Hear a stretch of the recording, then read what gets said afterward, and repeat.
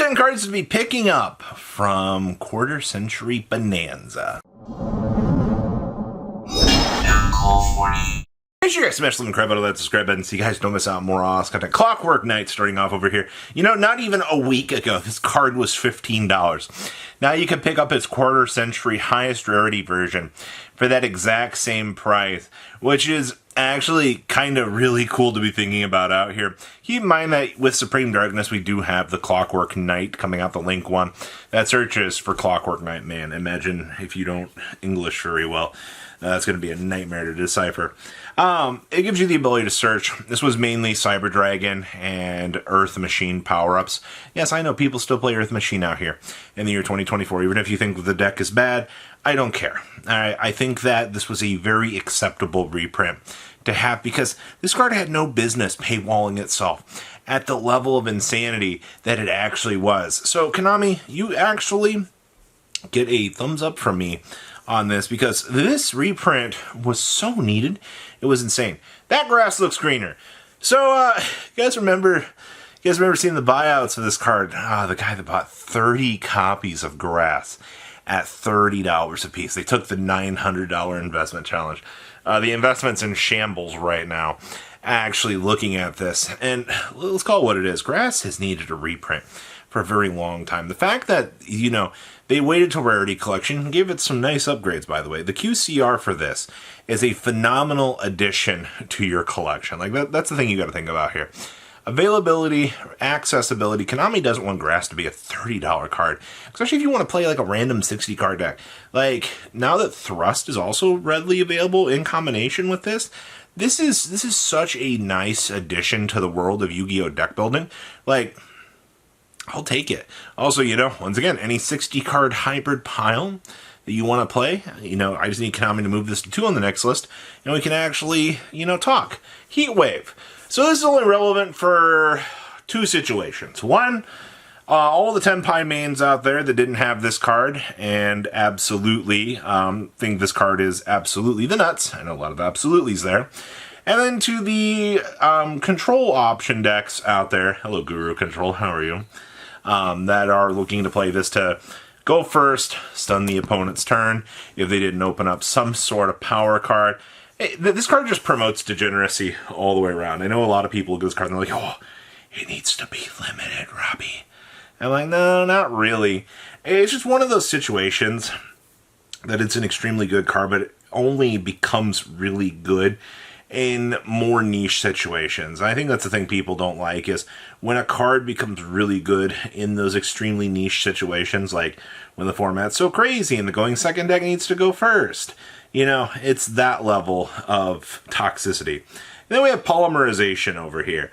This would be for your hero art. Now, I tried to stay away from a lot of the alt arts for this video, but this is the one that just screams to me that every hero player is going to want. So I have to cater to them a little bit out here. Hero players are very passionate people. They enjoy as much max rarity stuff as they can actually get. They love an opportunity when they can receive an upgrade out here. And you know what? I can't blame them for that.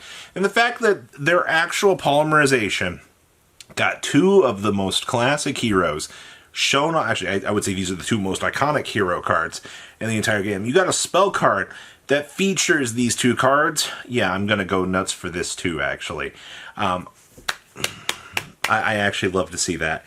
I am very curious to know in the future where the price point for this is going to land. Because, I mean, you do have 2 polymerizations in the set. Gotta love competing for those alt arts. Dragon Maids. Oh, boy. Robbie, didn't you just say you didn't want to talk about alt arts? Well, let me tell you this. Hospitality and Dragon Maid were some of the most fantastic cards that I could see getting added into the pool. Now, we are expecting Dragon Maid support here in the very near future. So this is one of those situations where Konami TCG actually does take advantage of what the OCG is doing, and they try to give us reprints or at least line things up with the OCG card pool to make it look like, or the illusion of, hey, this is coming out over here, so it can come out over here. Also, the Dragon Maid stuff, while Chamber was not present, I have a feeling Chamber will be in a future release of some sort.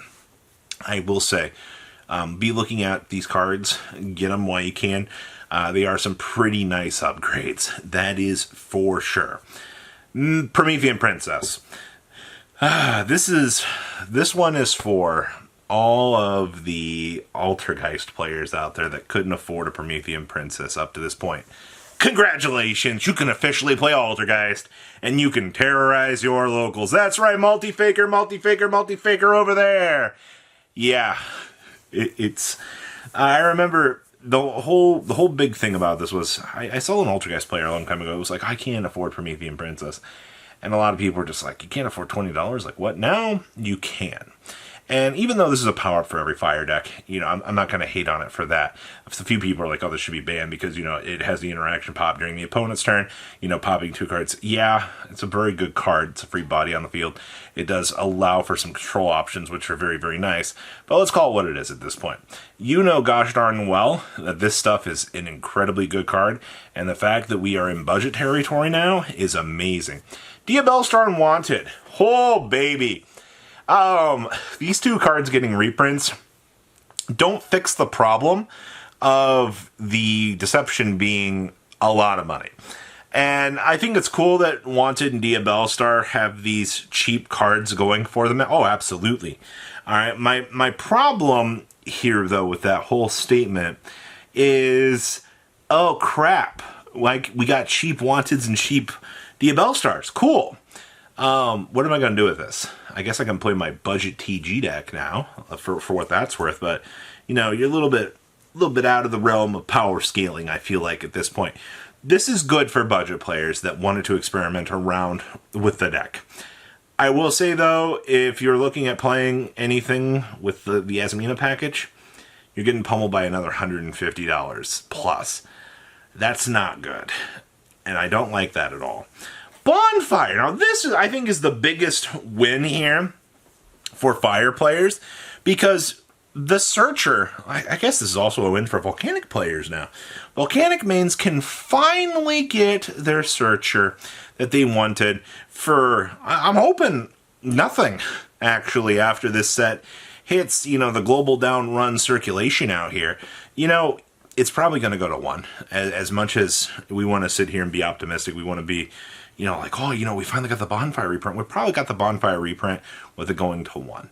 All right, I know I hate to be the bad guy to say that, because I really am happy to see this stuff. I want players to be able to get this, but after you're done spending $15 on a playset of this to watch it go to 1, and you're like, oh boy, I just spent $15 on 1 Bonfire with 2 worthless copies. I guess you have 2 other copies to move between decks.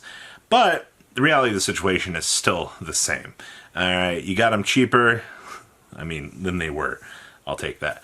Thrust. Now, I did say grass looks greener on this list earlier. Thrust also being reprinted doesn't fix the fact that Tact Talents is still like a $5, $6, $7 card.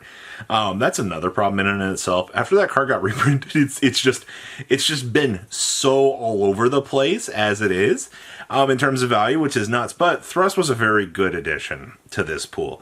Thrust was the card that we've all kind of looked like, and we're like, why has this not gotten a QCR yet? Like, I think Konami wanted to have this card stick around for a while, or at least to whatever point that they could, trying to have it maintain some sort of value. And I think they did a good job trying to keep this out of the reprint pool for as long as they could, but the inevitability had to hit eventually. There had to be a point where you have to eventually dump Thrust and call it a day. Bad news here is I don't know when the next time this card's going to get reprinted is. You know, they've done the dump here. I think it's done. SP Little Knight. This is literally the card that you need to be having out of this set. Now everybody can have multiple SPs. Now we can do what Rescue Ace was trying to do at the very beginning of the deck's life out here, playing 2 SP Little Knights, trying to be a cheeky little deck. I think this is good. If SP is literally, you know, sitting at this $10 price point out here, for a staple that has as crazy of a power scaling as it actually has, yeah, this is mandatory. You must get an SP Little Knight. This card does so much craziness. Like, it's actually nuts. Now, if only Typhoon would have been more accessible with this set. But you know what? We'll get SP. What do you guys think? Please, comment down below. Tell me what you guys think. Are you ready to get your SP Little Knight and win? You guys have a good rest of your day, all right? Patrons! Thank you.